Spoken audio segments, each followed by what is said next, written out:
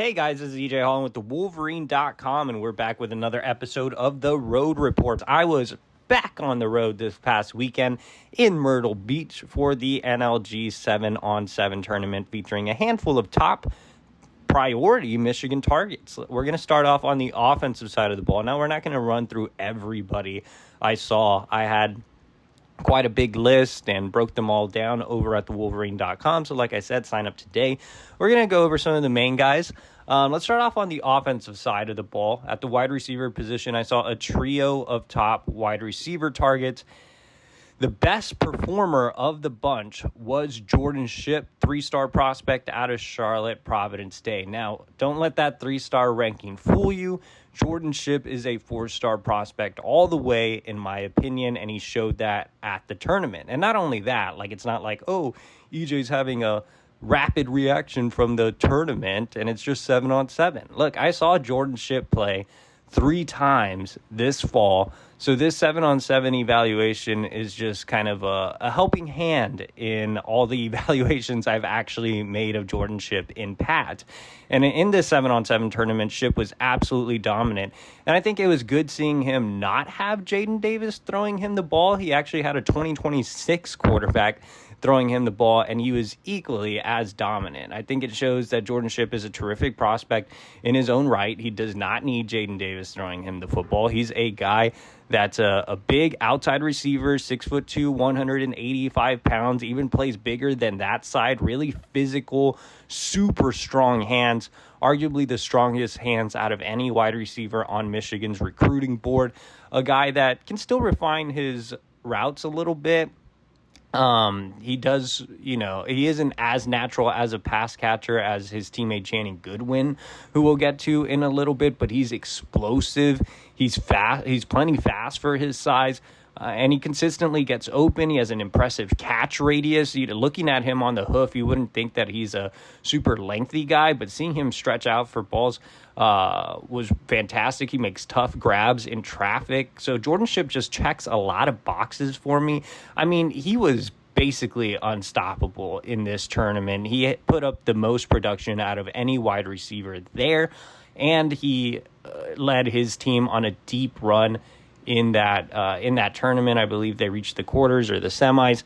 So Shipp was completely unstoppable. The only defensive back that gave him any types of issues was KJ Bolden, who is the number 1 safety in the country, 5-star prospect, who we'll talk a little bit about later in the show.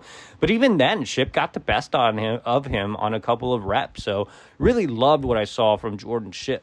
In terms of his recruitment, Shipp recently released his top 8 and had Michigan in it, which is no surprise. Michigan has long been considered a leader, and I think the Wolverines are still in a great spot, regardless of what happens with Jaden Davis. Look, man, Shipp's going to make his own decision. Shipp is that guy. The phrase, he's him. Jordan Shipp is him, man. He's not going to make a decision based on anybody else. He's the team captain. He was a team captain as a junior. He's that guy. He feels that way. He plays that way. And that's why I love Jordan Shipp, man. He has a great attitude and really fits into the Michigan culture. When you look at his recruitment and his top 8, not really a scary top 8. I think it's going to come down to whether or not Jordan Shipp wants to leave home or not. In fact, the 2 schools that I'd be the most afraid of are the in-state schools, NC State and North Carolina. Both have done a fantastic job of prioritizing him, looking to keep him close to home. But I think those visits to Michigan, the relationship he has with Ron Bellamy, the fact that Michigan can offer the best of both worlds on the field, off the field, I think makes it an extremely appealing option.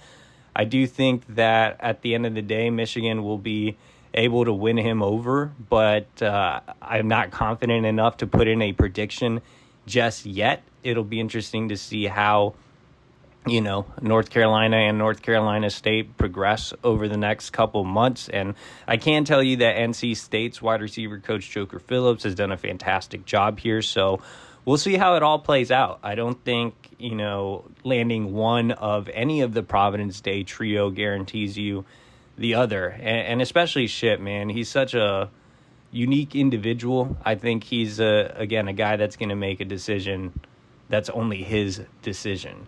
So it'll be interesting to see how it plays out. He is expected to be back at Michigan next month, but no date is set. Let's go ahead and move on to Channing Goodwin, 3-star wide receiver out of Providence Day.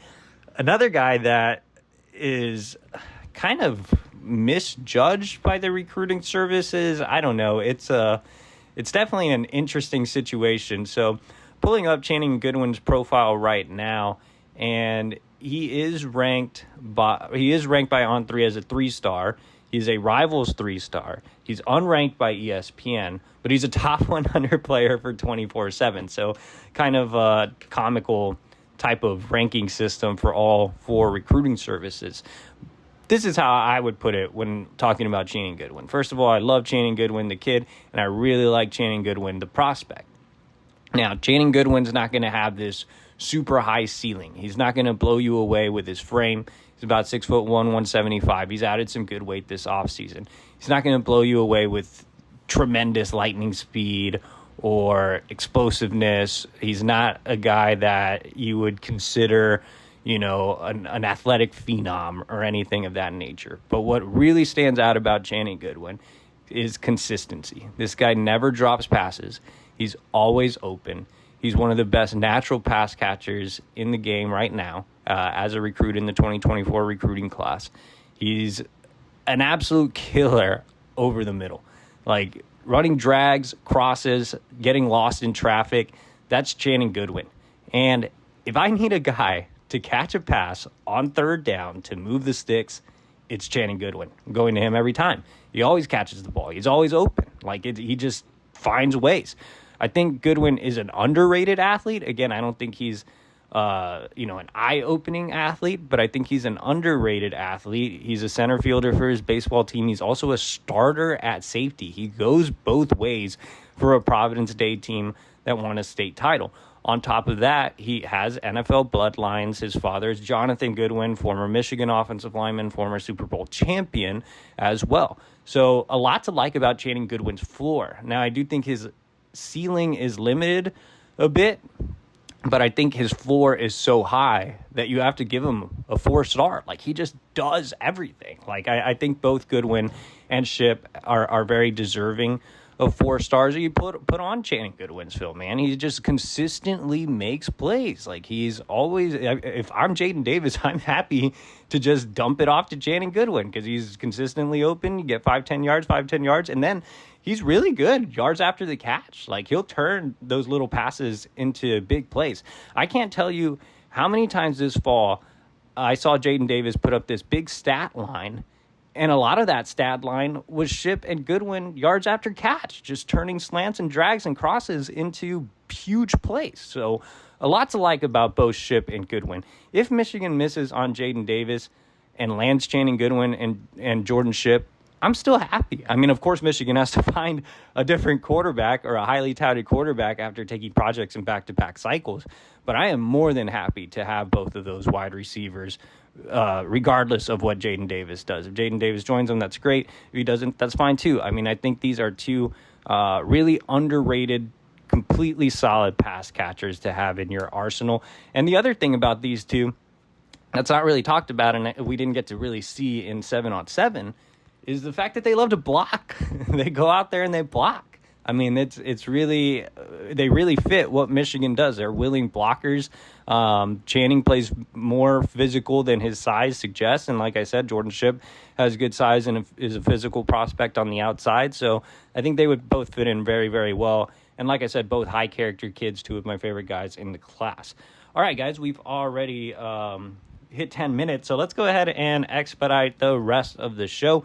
Let's talk about another wide receiver target very quickly. On 300 pass catcher Keylen Adams out of Virginia Beach. He's a newer name, kind of an older name that became a new name. So Keylen first notched an offer from Michigan, I believe as a freshman or a sophomore from Josh Gaddis. Josh Gaddis obviously left the University of Michigan, and Adams really didn't hear from the Wolverines at all.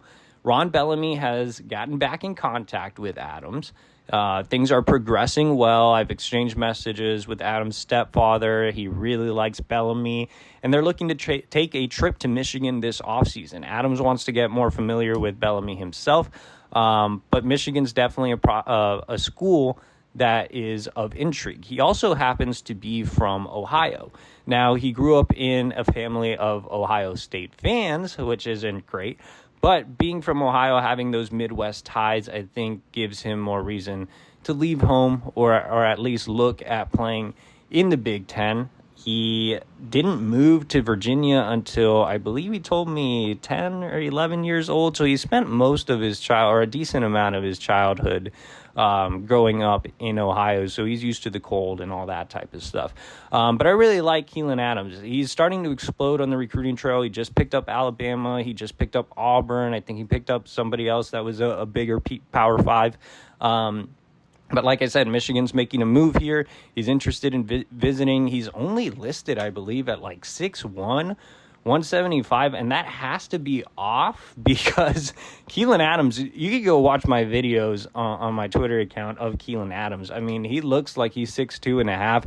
He's really filled out really well. I think he's at about 185, 190 right now. He has a great build in his upper and lower half. This is a guy that just looks athletically on the hoof. You're like, wow.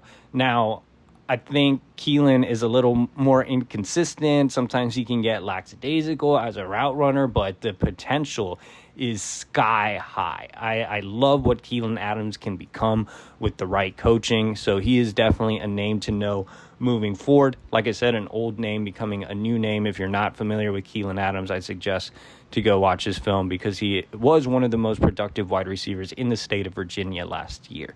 Let's go ahead and move on to the defensive side of the ball. KingJoseph Edwards, much talked about, top 100 edge rusher, played tight end in this tournament, which was cool to see. Edwards actually attracted some interest early on as a tight end recruit. He is huge. He's athletic. There's a lot to like about his talent, skill set. He's talked about Michigan a ton. He told me he's looking at Michigan for an official visit. I think there's still some moving parts there. I'm still afraid of some of the SEC schools as well, which is why I really haven't talked up Edwards too much. Again, some moving parts in that recruitment, but he really likes Michigan. I think he genuinely likes the fact that Michigan's put edge rushers in the league, the defensive scheme, just the defense itself, having a great year. So KingJoseph Edwards continuing to express interest in Michigan. We'll see if he makes a return visit. Remember, he was on campus last year, and he consistently shows Michigan love on social media as well. So we'll see how things kind of play out in that recruitment. Let's go ahead and end the show with KJ Bolden, who I thought was the most impressive-looking recruit. Remember, when you evaluate guys, it's not all about production. It's about what they look like as an athlete and their potential. And KJ Bolden checks the box as the number one safety in the country. Like I said, Jordan Shipp was really the only guy that gave him any issues. It was really fun to watch those two battle. KJ Bolden has tremendous closing speed. You can play him anywhere in the secondary. I saw him play outside corner. I saw him play safety. I saw him play some nickel. There's a lot to love about his game. Steve Klingscale has led the way in his recruitment, which means that Michigan's looking at him as a little bit more of a flex guy that can start off at corner and move to safety. I have no problem with that. KJ Bolden is extremely instinctual. He's fast. He has a high football IQ. He's explosive as a DB. When you watch him move, you're like, damn, this guy is different. And that's what I mean by the evaluation process as opposed to production. But he did make plenty of plays as well. I saw him come away with several pass breakups, did a great job of tracking the ball and coming away with PBUs. And like I said, the only receiver that gave him any type of issues was Jordan Shipp, and most of those battles were highly contested on both sides. In terms of his recruitment, I think, the southern schools are going to be tough to beat. Alabama, Georgia. He does have a relative on the Ohio State staff, I believe. So Ohio State is another school very much in contention. But hey, he named Michigan in his top schools list. He keeps in constant contact with Steve Klingscale. He visited last year. He told me he may visit again this spring. So I wouldn't completely eliminate KJ Bolden, but Michigan does have some work to do, and it would be helpful if Michigan came up with a reliable NIL plan that they can sell on the trail for guys like KJ Bolden and Dylan Stewart and Justin Scott, guys that are 5-star level prospects. So we'll see if things progress with KJ Bolden this offseason. Appreciate you guys for joining me. Like this video, subscribe to our YouTube channel.